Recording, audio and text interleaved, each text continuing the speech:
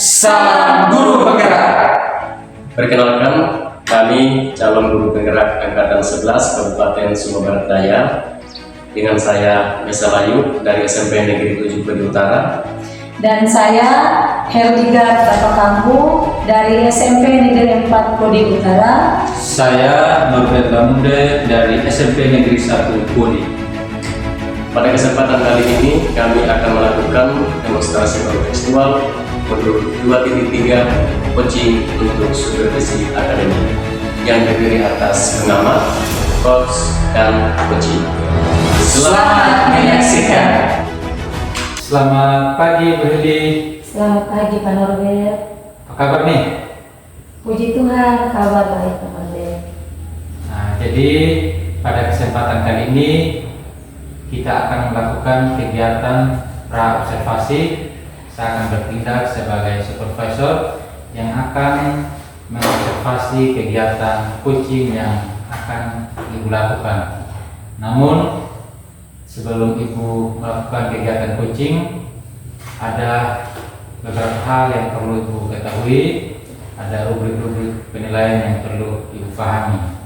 Pertama itu, sebagai seorang coach, kita harus paham tentang paradigma coaching itu sendiri. Kemudian prinsip coaching, yang mana itu ada kemitraan, proses kreatif, dan menggali potensi dari coaching itu sendiri.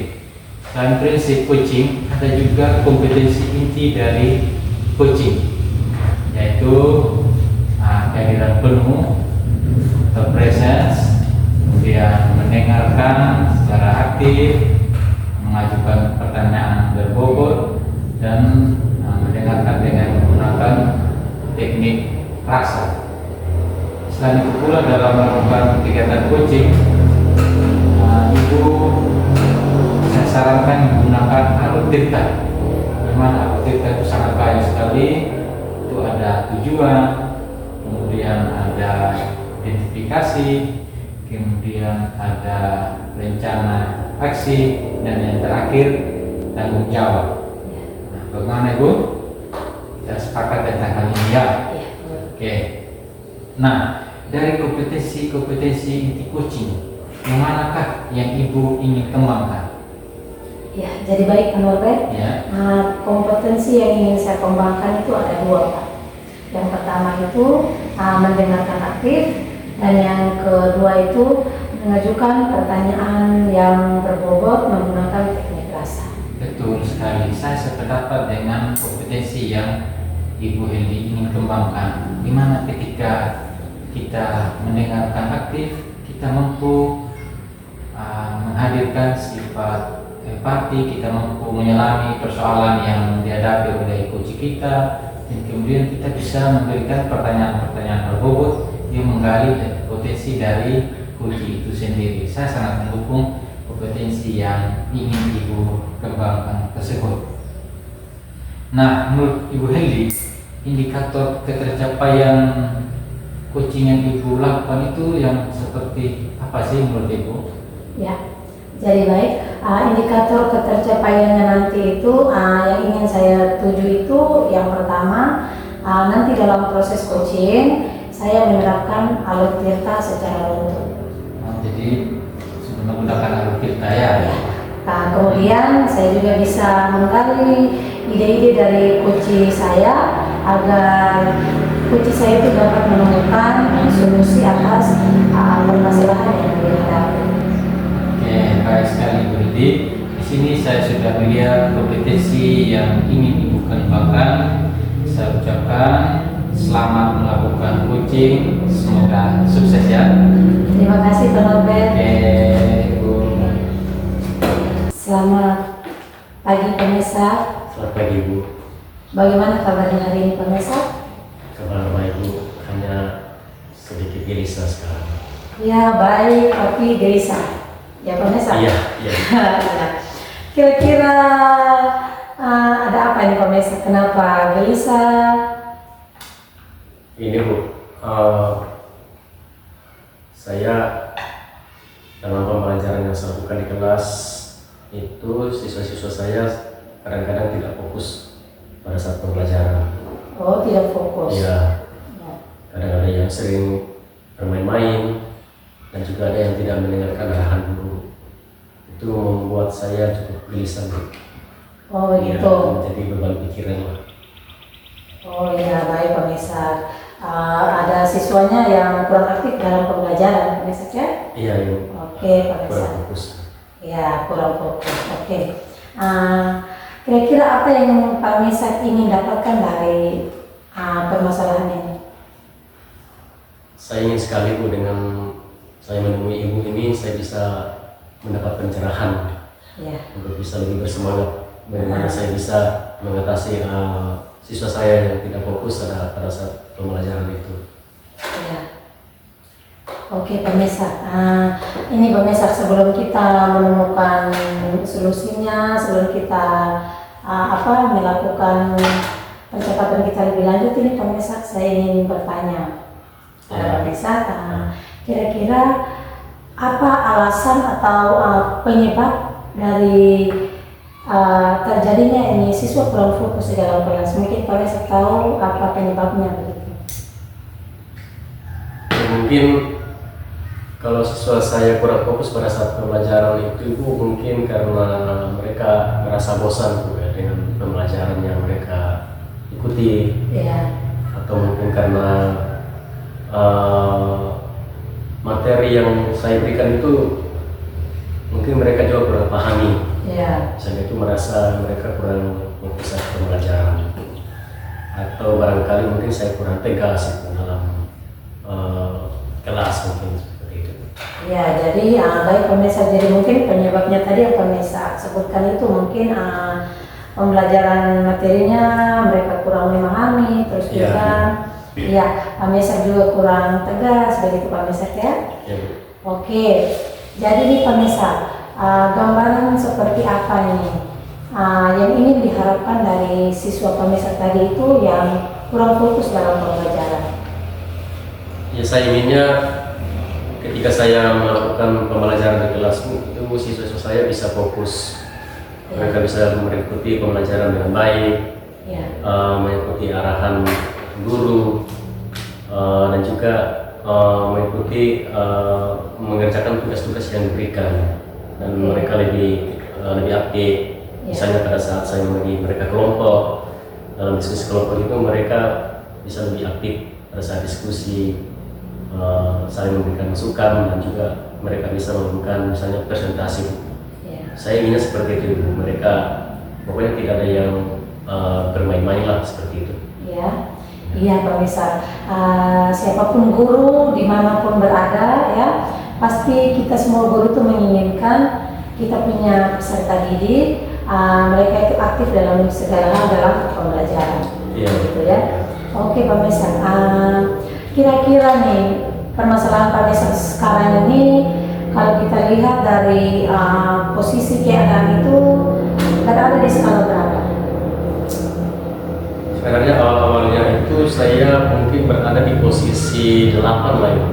Posisi Itu berapa? awal, tapi saya tidak tahu kenapa akhir-akhir ini itu siswa saya kurang fokus pada saat pembelajaran. Jadi mungkin sekarang itu berada di posisi 6 barangkali. Ya, posisi 6. Oke. Kalau misalnya sekarang Pak Mesak ini ada di posisi 6. Nah, kira-kira ini posisi ideal yang Pak Mesak harapkan itu dari peserta didik atau dari murid-muridnya Pak Mesak itu ada skala berapa? Yang ideal. Posisi yang ideal, yang keadaannya sebenarnya yang saya inginkan, Bu, itu saya inginnya di angka 10 sih. Ya. Angka 10 itu menurut saya angka yang maksimal tuh, di mana siswa saya itu bisa lebih aktif, lebih fokus pada saat pembelajaran. Mereka tidak ada yang kelihatan bermain-main atau mungkin tertidur. Pokoknya murid saya itu merasa senang mengikuti pembelajaran, dan juga saya merasa senang sebagai guru karena berhasil dalam pembelajaran yang saya lakukan itu. Oke, luar biasa. Ini Pak Mesak itu menginginkan berada di angka 10, ya? Iya. Ya. Coba bagaimana, coba Pak Mesak gambarkan bagaimana gambarannya dari proses ideal yang Pak Mesak pilih tadi. Ya, dari gambaran siswa yang saya inginkan dan harapkan tadi di angka 10 itu, Ya. di mana ketika misalnya saya memulai pembelajaran itu siswa kelihatan fokus kepada saya. Ya. Misalnya saya sedang menjelaskan materi pembelajaran, itu mereka menatap ke saya, mendengarkan, dan tidak ada yang kelihatan bermain-main atau kelihatan tertidur di meja. Dan juga ketika misalnya saya memberikan tugas kepada mereka, mereka aktif untuk mengerjakan tugas, mereka lebih fokus dan tidak ada yang menyepelekan tugas yang saya berikan. Dan juga misalnya kalau misalnya saya membuat mereka dalam kelompok, itu mereka bisa lebih aktif pada saat diskusi. Jadi saya ingat seperti itu gambaran yang saya inginkan. Ya, luar biasa Pak Mesak ya, sangat bagus. Dimana Pak Mesak ini menginginkan siswa yang aktif begitu ya. Nah, di saat proses pembelajaran itu mereka semua terlibat aktif, entah dalam proses diskusi kelompok, entah dengan hal-hal tugas pribadi, begitu Pak Mesak ya. Nah, jadi oke, jadi baik Pak Mesak. Apa yang menjadi rencana Pak Mesak ke depan? Untuk rencana saya Bu, karena yang paling pertama ini terkait dengan pembelajaran Bu ya. Jadi mungkin saya akan melakukan refleksi diri lah untuk melakukan perbaikan dalam pembelajaran, dan juga saya akan melihat kira-kira di mana letak kesalahan, apakah dari saya sendiri atau dari siswanya sendiri, atau mungkin dari kondisi ruangan kelas yang tidak nyaman buat mereka sehingga mereka membuat mereka kurang fokus, atau dari materi pembelajaran yang saya berikan itu saya akan lihat kembali. Jangan sampai saya memberikan materi yang untuk pengetahuan awal murid itu belum terlalu memahami, tapi saya sudah memberikan materi yang agak berat untuk mereka. Itu nanti saya akan refleksikan, dan juga saya akan melihat kembali kondisi kelas. Jangan sampai kelas itu tidak membuat nyaman bagi murid saya mungkin. Oke Pak Mesak, jadi inti dari rencana Pak Mesak ke depan ini refleksi diri Pak Mesak ya? Iya, itu yang saya inginkan merencanakan. Oke Pak Mesak, kira-kira nih Pak Mesak, apa ada rencana lain selain tadi refleksi diri dalam proses pembelajaran? Barangkali mungkin ada refleksi yang lain. Ya, tentunya dalam refleksi itu saya akan melihat kembali mungkin strategi pembelajaran yang saya lakukan, dan penggunaan model-model pembelajaran yang saya terapkan. Itu bisa saja model yang saya lakukan selama ini itu membuat mereka merasa bosan, karena mungkin mereka tidak ada misalnya gerakan di dalam pembelajaran yang membuat mereka hanya duduk di tempat misalnya. Jadi itu akan saya lakukan. Mungkin ada rencana lain juga Bu, saya bisa berkolaborasi mungkin dengan rekan sejawat saya untuk melihat atau bertukar pikiran dengan pengalaman yang sama mungkin yang rekan sejawat pernah alami. Oke, sangat baik, luar biasa sekali Pak Mesak. Kira-kira di sini Pak Mesak, apa rencana nih? Yang mana kira-kira rencana yang Pak Mesak prioritaskan? Rencana-rencana Pak Mesak tadi kira-kira yang mana yang diprioritaskan? Menurut saya rencana yang paling penting Bu, yang perlu saya lakukan itu adalah refleksi diri terkait dengan pembelajaran yang saya lakukan, khusus dalam merancang strategi pembelajaran atau modul ajar yang saya gunakan pada saat pembelajaran. Karena di dalam modul ajar itu menyangkut semua penggunaan, misalnya langkah-langkah dan strategi dalam pembelajaran, juga materi, dan juga termasuk penggunaan media-media pembelajaran. Itu saya akan lihat kembali bagaimana supaya anak-anak saya itu bisa lebih fokus pada saat mengikuti pembelajaran. Oke, baik Pak Mesak. Dari semua tadi rencana-rencana prioritas yang menjadi prioritasnya Pak Mesak, yang Pak Mesak sudah ungkapkan tadi, ya, itu sangat luar biasa dan juga sangat bagus Pak Mesak. Selanjutnya di sini Pak Mesak saya akan menanyakan kira-kira rencana-rencana pemisah tadi itu kira-kira kapan dimulai? Sebaiknya lebih cepat lebih bagus menurut Iya. saya, karena ini Betul. mungkin beberapa ini kan dalam pertengahan semester Bu ya. Ya. Ini baru mulai awal semester lagi, jadi harus saya bisa bagaimana membuat murid saya itu lebih fokus untuk bisa memahami mengikuti pembelajaran yang saya lakukan. Jadi mungkin sebaiknya minggu inilah saya mungkin akan mencoba melakukan. Oke, luar biasa. Ya baik Pak Mesak, Pak Mesak punya rencana otomatis punya komitmen, betul betul? Ya. Jadi baik, komitmen apa nih dari Pak Mesak, terus dukungan apa yang Pak Mesak butuhkan dalam menjalankan semua rencana-rencana Pak Mesak? Barangkali dukungan yang saya butuhkan ini Bu, yang paling pertama adalah dukungan dari dalam diri saya sendiri, motivasi. Iya. Motivasi diri saya mungkin yang paling penting Bu, Mhm. untuk bagaimana saya bisa mengadakan perubahan dalam pembelajaran yang saya lakukan, dan juga mungkin dukungan dari murid sendiri. Ya. Bagaimana supaya murid itu bisa bekerjasama dengan saya untuk bisa melakukan pembelajaran dengan baik dan lebih lancar lagi. Jadi baik pemirsa, percakapan kita sampai di sini atau masih ada yang perlu dibicarakan pemirsa? Saya rasa dari percakapan yang dari tadi kita sudah lakukan itu, yang saya sudah sampaikan ke Ibu, saya rasa saya Cukup. sudah mendapatkan pencerahan. Ya. Saya bisa menentukan ide-ide yang akan saya lakukan nanti, supaya saya bisa mengalami perubahan dalam pembelajaran saya lakukan itu. Nah, oke, baik Pak Mesak. Misalnya di saat nanti Pak Mesak melaksanakan rencana-rencana yang Pak Mesak sebutkan tadi, minta tolong diinformasikan ke saya. Ya. Terus jangan canggung-canggung apabila Pak Mesak juga membutuhkan motivasi dari saya. Ya, terima kasih Bu atas kesediaannya mau mendengarkan keluh kesah saya Bu. Saya bersyukur bisa bertemu dengan Ibu pada kesempatan ini.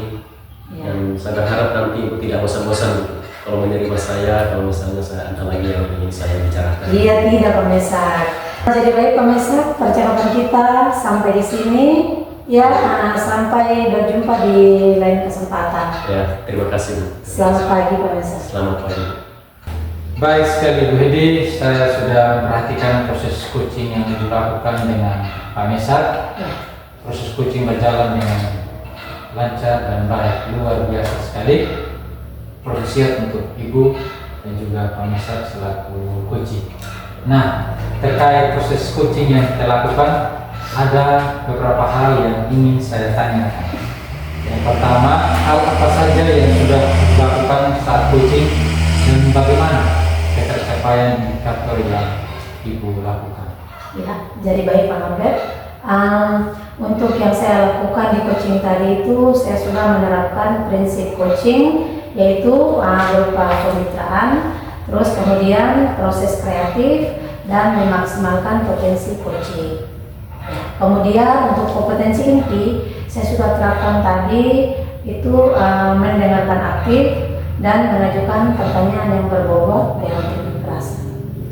Ya, apa yang Ibu Hedi sampaikan ini selaras dengan apa yang menjadi catatan saya. Saya melihat bagaimana Ibu Hedi itu membangun kemitraan dengan coachingnya, proses kreatifnya itu sangat nampak sekali bagaimana Ibu menggali potensi dari coaching, dapat meningkatkan kemampuan dari coaching itu sendiri. Kemudian adapun kompetensi inti dari coaching itu, saya sudah melihat tadi bahwa Ibu mendengarkan dengan aktif, kemudian mendengarkan dengan rasa. Terlihat jelas dari pertanyaan-pertanyaan yang Ibu lontarkan itu sangat berbobot sekali. Saya melihat Ibu berusaha untuk hadir secara utuh, hadir secara penuh, presence dalam kegiatan coaching yang Ibu lakukan ini. Dan yang terakhir, saya melihat Ibu itu sudah menggunakan alur coaching, alur kita yang sangat baik. Saya melihat ibu sudah menetapkan tujuan, kemudian mengidentifikasi permasalahan yang dialami oleh coaching, kemudian membuat rencana aksi dari permasalahan itu, dan yang terakhir menetapkan atau membuat tanggung jawab terhadap rencana aksi yang dibuat oleh coaching. Saya melihat itu sudah sangat baik sekali prosesnya. Dari pelaksanaan coaching ini, apakah ada kompetensi yang ingin Ibu kembangkan lagi? Ya, ada Pak Norbert. Ya. Kompetensi yang saya kembangkan itu pertama itu kehadiran penuh. Ya. Ya, seharusnya itu saya juga melakukan teknik stop tadi ya, agar coach saya itu bisa lebih rileks dalam mengungkapkan apa saja yang menjadi persoalannya. Begitu Pak Norbert. Saya mendukung penuh kompetensi yang Ibu hendak lakukan ke depan, yang mana ketika kita mampu hadir secara utuh atau hadir secara penuh dengan melakukan teknik mindfulness itu, salah satu teknik itu yaitu teknik stop, saya rasa kita dapat lebih tenang, lebih rileks, lebih fokus. Begitu halnya juga dengan coaching yang akan kita lakukan coaching. Nah, Ibu Heldi, saya sangat mengapresiasi proses yang Ibu lakukan. Semoga hal baik yang Ibu tanamkan dalam kegiatan coaching ini dapat membuahkan hasil yang optimal. Yang pertama demi perkembangan diri Ibu dan juga untuk perkembangan coaching pada saat proses coaching maupun di waktu yang akan datang. Sekali lagi saya ucapkan profesia. Senang sekali saya bisa bertemu dengan Ibu dalam kegiatan coaching ini.